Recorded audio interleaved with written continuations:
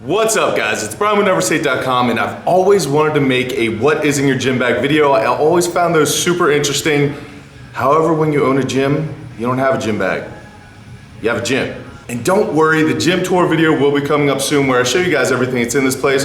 But for today, I thought I would show you what goes into my competition bag. That's fair, right? Now, since competing strongman on any given day, I'm gonna be asked to do either a deadlift or squatting event, a carry medley, typically light and fast, usually some other sort of carry that is heavier, whether it be a yoke, a Husfeld stone, truck pull, sled drag, could be a number of things.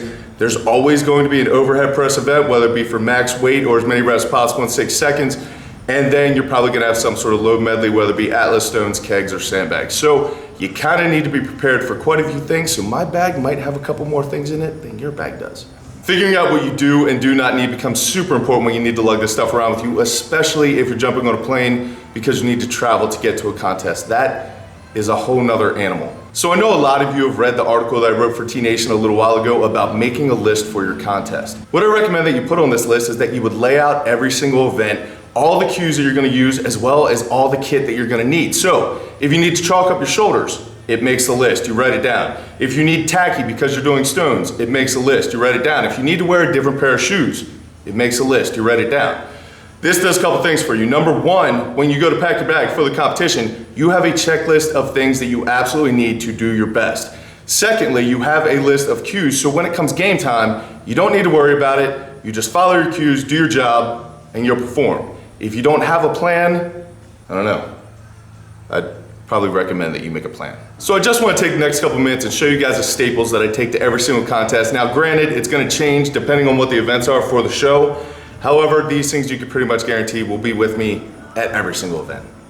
The very first thing is chalk. You're gonna need it. You use chalk for everything. I stick mine in a little disposable Tupperware container, so if I leave it at the event, it's not that big of a deal. But never, ever, ever rely on the promoter, the other competitors, the gym that you're training at. Never rely on them having chalk. Someone's always gonna mess it up, someone's gonna take it, it's gonna be gone. Have your own chalk. This way you know you have it, you know where it is, you can rely on that. Super, super important, do not forget chalk. The second thing that always goes in my bag is my belt. You're gonna laugh, but people forget their belts at contests all the time. To go along with that belt, I have a belt vise. Now, a lot of you have probably never seen this. If you have, you've probably never used one. This is a super useful little piece of equipment. I don't know if you can see, but it has little loading pegs on it. One for single prong belts, one for double prong belts that's offset. All that you do, you slide this on. When you're trying to get your belt tight, you guys see people sticking their belts on all kinds of things, trying to get it tighter, other people yanking on it. You slide it over top, then you crank this back. You have a lever, and you can't breathe. Make it as tight as you want, lock it down, take it off. More importantly, when you're done a medley or something where you are super out of breath, this thing will get your belt off you quickly so you don't have a panic attack. It's worth its weight in gold. The third thing that's always in my bag is protective equipment. So I will always have a pair of Reband stretchy compression shorts. These are massive for strongman because your hips get beat up. Strongman's stupid. You're gonna be standing around a lot, then you're not really gonna get too much of a warm up, and then you're gonna be asked to do a max effort set. Those will save your hips. I will also always have knee wraps and knee sleeves. Knee wraps I will use sometimes for squatting events. The knee sleeves I use for bathing. I'm an old man. I did not believe in these and I never used them until about a year ago. One of my friends bought me this pair, brought them to the gym, I tried them on, and I literally haven't taken them off since. They're actually on me right now, you just can't see it.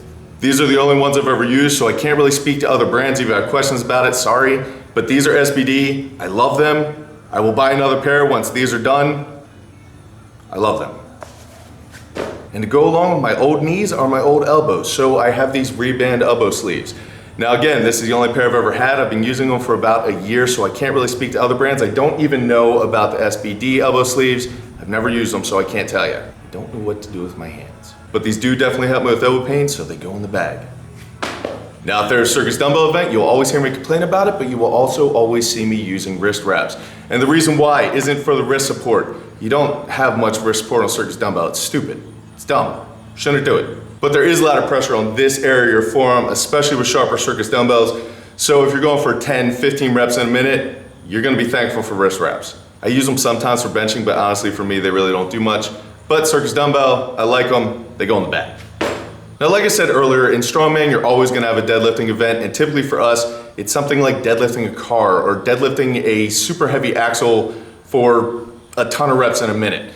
When those things happen, you need straps. There are plenty of different varieties, plenty of different kinds. These are ones that I want at Maryland Strongest Man. I use these more than any other ones because they're kind of longer and they're made out of a very strong, sturdy material. I tried those Y our way wraps and they were okay, but honestly on an axle it puts too much pressure on my thumb, so I'm not using them for nationals. Not every deadlifting event in strongman allows straps, so you definitely want to check that with the promoter before you go. However, if they do allow straps, it's typically because either you're lifting something way over your 1 rep max, or you're lifting something stupid a whole lot of times, like a car for 10 to 30 reps. If you're deadlifting a car 10 to 30 reps, you're gonna need straps. At least I'm gonna need straps. All right, so my something number of things that is always in my competition bag are different types of footwear for the different types of events. I always like to wear Olympic shoes for my pressing. I think it makes a big difference. Also, if there's a squatting event, I will wear my Olympic shoes. For carry events, especially with a broken foot, I wear tennis shoes. These are Nike Free Runs. They work best for my foot, as well as that's working out. But I like something with a little more cushion and traction for my carry stuff. Put my shoe back on.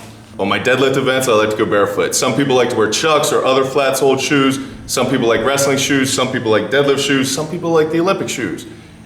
Use what works for you. My feet work for me. The next thing I need to be prepared for is some sort of stone event. Now, for most contests, a lot of people are moving now to the stone of steel or stones without tacky, which I am a fan of, kind of. But on the majority of stone events, you're gonna end up needing tacky. Now, always bring your own tacky. Don't rely on a friend, don't rely on the promoter, don't rely on anyone, bring your own tacky. It is super expensive for what it is, but you need it. Stick it in a plastic bag before you stick it in your gym bag, or everything's gonna be ruined. I don't even wanna touch this. You're also gonna need some sort of tape to wrap your arms if you're choosing to do so, or you're just gonna get super bloody. Either way, it's completely fine with me, they're your arms. Now, since you use tacky, it is super important for you to bring something to get that tacky off your hands, unless you want it all over your car and your steering wheel, and it will be there for the rest of your life. I personally use Goo Gone, maybe they'll sponsor me. Always have an old towel with you to wipe the tacky off your hands. It's gonna get ruined, so don't care about it. And I would also probably bring extra shirts and shorts because the tacky's gonna get all over it. You're not wearing those things home. Maybe you will, but you're definitely gonna ruin some stuff if you do. Also in my bag for the warm-up / oh no, I just hurt myself category, I will always have bands all the time, typically for warm-up, hopefully not because I hurt myself. I will have a lacrosse ball, typically because I hurt myself, and a foam roller. This PVC. Honestly, I don't really use foam roller that much. If I hurt myself that badly, typically I'll use a lacrosse ball, and I just don't feel like lugging this thing around. But if it's important to you, it goes in the bag. And finally, for some random things that are always in my bag would be protein powder, extra protein shakes that I'm gonna drink throughout the day, supplements like pre-workout or creatine or whatever you use. This is not the time to try new supplements, but if you take them regularly, have extra with you because if your day is long, you may be taking them more than one time. For medical purposes, I will always have plenty of athletic tape, super glue, and fingernail clippers. I know fingernail clippers do not sound that important until you're doing a keg event and you rip your fingernail part of the way off and it's hanging there. You're gonna want something to clip that jagged edge off, then tape it up so you can continue going. Fingernails are stupid. A lot of people like to bring food or candy or honey or peanut butter, something high calorie and with sugar in it, just in case you decide to crash and you need to come back up. People will always have those types of items with them. Me personally, I rely on Gatorade and protein shakes day of contest. I'm too nervous, I'm too focused, I have too much other stuff going on to eat. I don't think about it, it doesn't come up, but I will slam a protein shake between events. Sometimes, not usually though.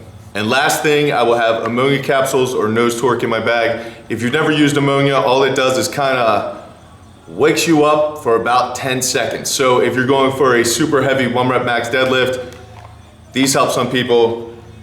It's kind of debatable with me, but I see other people do amazing things with it, so I figure it must do something. But if you're feeling flat and you can't get amped up for something, these will do it. It's like getting punched in the face by a donkey. Anyway, there you go. I wanted to make a what's in your gym bag video, but like I said, when you have a gym, the stuff just stays at the gym. So hopefully now you guys have a better idea of what I stick in my competition bag. Hopefully it helps you guys out and helps you prepare for your next comp. I always find these videos interesting when other people do it, so hopefully you guys found this one interesting and it wasn't too boring. I will be catching up with you guys later in the week, but thank you very much for watching. If you guys think I missed something, go ahead and leave it in the comment section down below. That'd be great. But until I see you again, go out, do something amazing with your lives, keep working hard, be nice to each other, and I will see you then.